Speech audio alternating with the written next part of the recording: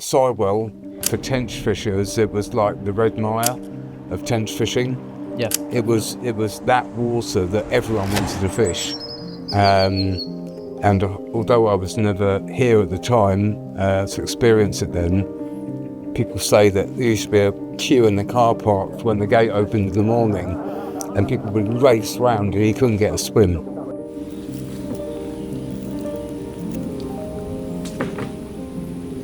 John said, with Redmire, you've got all the, the greats that have fished Redmire, like, the Len Arbery's and, Richard McDonald's, all these different people down the line. So this really is like the Tench Fishers Redmire, and it was almost just sleeping. And David was like, well, we're going to wake this up here. David had been doing it as a one-man band for quite some time, and there's only so much you can do when you're working with a family, trying to do a side project like that. And very sadly, David was diagnosed with cancer. Yeah, he was diagnosed with cancer in probably June 2015, and it was quite an aggressive form of cancer, a sarcoma, and he'd got lots of plans, and he went very quickly, but he met John, and he'd been to see him while he was in the hospice for a few days, and they hatched a bit of a plan, I think. And obviously I wanted to see David anyway, and while I was visiting him, he said to me, John, would you mind taking on the project or helping see it through? And he'd had conversations with you, Mark, and I'm sure it was, his passing was a real surprise, wasn't it? How quickly. And I'm sure David would have had you to come and see him as well if he'd been around. But yeah, so sadly I was the last person, I think, in the Tench Fishers to see David. He was actually due to come home the next day, but hey, that didn't happen.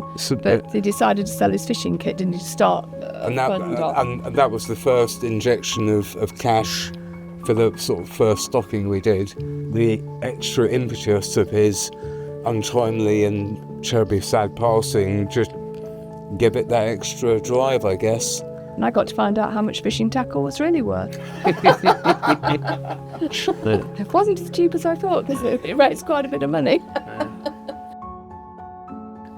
In those last few days of his life, it really was, obviously John's been to see me, and, I just sort of text back and promised him faithfully that his legacy, his work would be carried forward.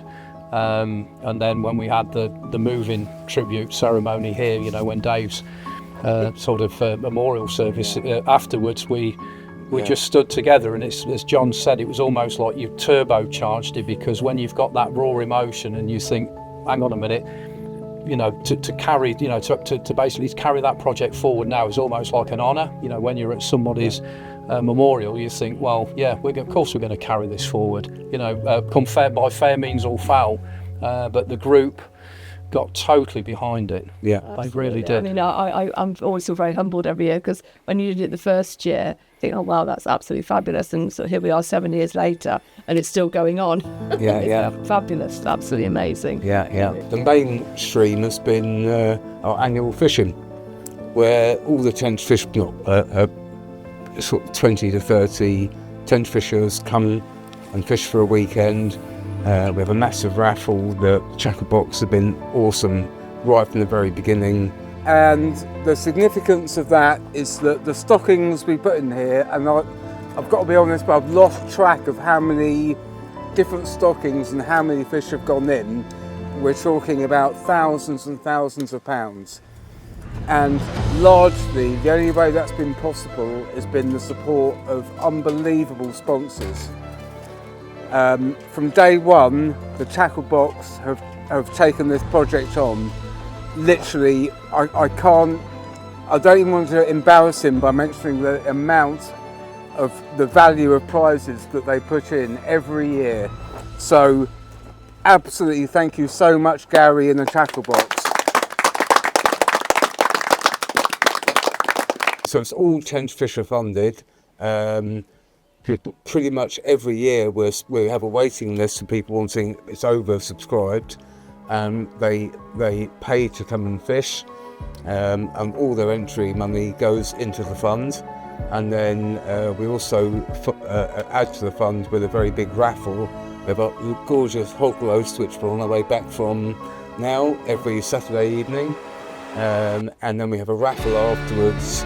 So again, that's all the Tench Fishers who are fishing the event pay into the raffle. You get a warm welcome from my experience of the group, through David and on my own. I mean, they're always very welcoming and very sharing. Well, yeah, absolutely. I heard today, I mean, I don't fish, I only know fishing through association, but today I heard guys going, oh, well, I caught it on such and such and such and such, and I know that sometimes that's not always shared in fishing, because I know you have to mix in your own secret baits. As David used to have endless mixing baits and stuff at home, and he'd share with people, but I got the feeling that that's not always the case. So yeah, I always think you're very, very open and very friendly group.